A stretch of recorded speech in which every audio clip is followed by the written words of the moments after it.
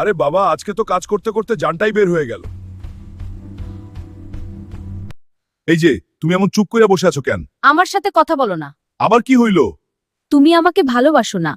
আরে বাবা, এই কথা আবার কইরা কইরা বলো কেন? যদি ভালোবাসতে তাহলে আমার একটা ইচ্ছা পূরণ করো। ঠিক আছে, বলো কি চাই। আমার সোনার নাকফুল লাগবে। কি সোনার নাকফুল? আমার পকেটে এখন 10 টাকাও নাই। আমি কিছু জানি না, আমার নাকফুল লাগবে। এখন কোনো টাকা নাই, তাহলে যাও বাইরে। আরে আরে, এগুলা ফেলতেছো কেন? শুনলে পাড়া প্রতিবেশী ভাববে যুদ্ধ লাগছে। হ্যাঁ, ফেলতাছি। আহ, থামো। তোমার সাথে সংসার করা মুশকিল। আমারও তো একই অবস্থা। পাশের বাড়ির রহিমের বউয়ের সোনার নাকফুল আছে। রহিম তো শহরে চাকরি করে, আমি তো গরিব কৃষক। আমি কিছু শুনবো না। ঠিক আছে, দেখি কি করা যায়। টাকা কই পাই?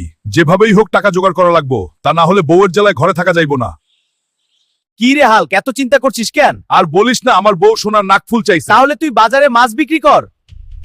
এই আইডিয়া খারাপ না। এই যে নেন তাজা মাছ, রুই, কাতল, চিংড়ি, তাজা তাজা মাছ শুধু আমার কাছেই পাবেন। মনে হয় এখন নাকফুল কেনা যাবে। বউও শান্তি পাবে, আমিও শান্তিতে থাকতে পারবো। এই সোনার নাকফুলটা কিনবো। হ্যাঁ নিন। বউ অনেক খুশি হবে, আমি যন্ত্রণা থেকে বেঁচে যাবে। তুমি তো সত্যিই আমাকে ভালোবাসো। এই না তো তোমার নকফুল? কি সুন্দর। এটা তোমার জন্য। বউয়ের ইচ্ছা মানে স্বামীর পকেট ফাঁকা।